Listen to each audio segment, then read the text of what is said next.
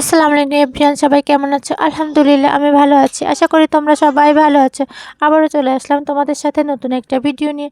আসলে আজকে তোমাদের সাথে আমি একটা নতুন রেসিপি শেয়ার করব। এই রেসিপিটা সাধারণত আমাদের এদিকে কেউই খায় না। এটা আমার শ্বশুরবাড়ির ওদিকে খুবই জনপ্রিয় খাবার। আমার হাজবেন্ড, আমার শ্বশুরবাড়ির লোকেরা এই খাবারটা খুবই পছন্দ করে। আমিও প্রথম প্রথম পছন্দ করতাম না, কিন্তু এখন মোটামুটি ভালোই লাগে। এটা হচ্ছে লাউ দিয়ে ডাল রান্না। আসলে আমাদের এদিকে এই খাবারটা খায় না। আমাদের শ্বশুরবাড়ির ওদিকে আমি দেখছি লাউ দিয়ে ডাল রান্না করে, পুঁই শাক দিয়ে ডাল রান্না করে, তারপরে আরও অনেক সবজি দিয়ে ডাল রান্না করে। তারপরে ওই যে কী বলে, লতি, কচুর লতি, ওইগুলো দিয়ে ডাল রান্না করে। ওদের কাছে ওই খাবারটা খুবই প্রিয়। আমরা যেরকম লতি দিয়ে ইলিশ মাছ রান্না করি, লতি দিয়ে কই মাছ রান্না করি, কিংবা লতি দিয়ে চিংড়ি মাছ রান্না করি, ওদের ওই দিকে ওই খাবারটা খায় না। ওদের ওইদিকে লতি দিয়ে ডাল রান্না করে, এই খাবারটাই খায়। যাই হোক, আমার হাজব্যান্ড আজকে লাউ নিয়ে আসছিলো একটা, আনার পরে বললো যে লাউ দিয়ে ডাল রান্না করো। অনেক দিনই এই খাবারটা আমি রান্না করি না। আসলে এই খাবারটা আমি তেমন পছন্দ করি না। যেহেতু আমাদের এদিকের খাবার না, ও খুব পছন্দ করে, এই জন্য ওর জন্যই আমি আজকে লাউ দিয়ে ডাল রান্না করছি। রান্না করার পরে দেখলাম না, বেশ মজাই হয়েছে খাবারটা।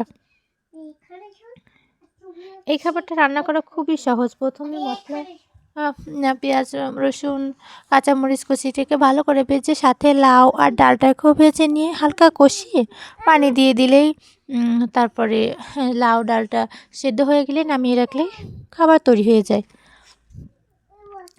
আর খেতেও অনেক ভালো লাগে। আর আমি যখন লাউ দিয়ে ডালটা রান্না করতেছিলাম, আমার এক দাদি আমাদের ঘরের কাছে থেকে যাচ্ছিলো, বলতেছে কী রান্না করো? আমি বলছি লাউ দিয়ে ডাল। উনি বলছে এটা আমার আম্মু খুব ভালো রান্না করতো। আমি বলছি তা নিয়ে খেয়ে দেখে না কেমন স্বাদ। বললো আচ্ছা। এই যে এই লাউ দিয়ে ডাল রান্নাটা প্রায় হয়ে গেছে।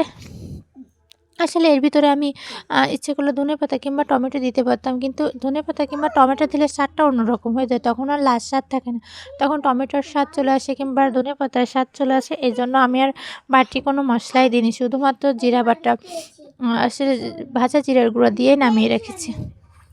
এরপর আমি আরও একটা নতুন খাবার রান্না করব। এই খাবারটাও আমাদের এদিকেই কেউ খায় না। এটা হচ্ছে বিট ভাজি করব। আসলে এটা সবজি হিসেবেও খাওয়া যায়, সালাদ করেও খাওয়া যায়, আবার কাঁচাও খাওয়া যায়, প্রসাধনী হিসেবে মুখেও ব্যবহার করা যায়, ঠোঁটে মুখেও ব্যবহার করা যায়, আর রান্না করেও খাওয়া যায়। আমি সাধারণত সবসময় আমার আব্বু বাজার থেকে আনলে রান্না করেই খাই। আমার বাবু হওয়ার পরে এই বিটটা এই প্রথমই রান্না করতেছি। পরে ওকে একটু খাইতে দিচ্ছি, কিন্তু ওই খাবারটা তেমন পছন্দ করেনি। যদিও লাল লাল রঙিন সবজি, কালারফুল সবজি হিসেবে পছন্দ করা উচিত, ও ছোটো মানুষ, কিন্তু ও পছন্দ করেনি। কেন জানি না, ওর পছন্দ হয়নি খাবারটা। যাই হোক, ওর আব্বুর খুব পছন্দ হয়েছে, ওর আব্বুই পুরোটাই খেয়ে নিয়েছে। রান্না করতে করতে তো আমার রান্না প্রায় শেষ হয়ে এসেছে। এরপর আমি রান্নাটাকে নামিয়ে নিচ্ছি। রাত্রিবেলা আমরা গিয়েছিলাম একটু ঘুরতে। এই যে আমরা কিছু রাত্রেবেলা ঘোরাফেরা করতেছি। এরপর আমরা সামান্য কিছু খাওয়া দাওয়াও করলাম। আজকের ভিডিওটা এই পর্যন্তই। আল্লাহ হাফেজ, সবাই ভালো থাকবেন।